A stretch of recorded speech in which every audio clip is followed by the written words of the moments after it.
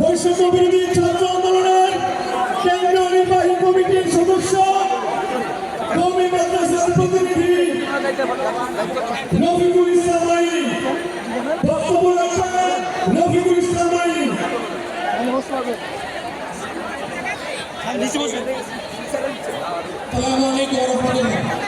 প্রিয় সহযোগিতা, আজকে আমরা এই কেন্দ্রীয় সভায় একত্রিত হয়েছি।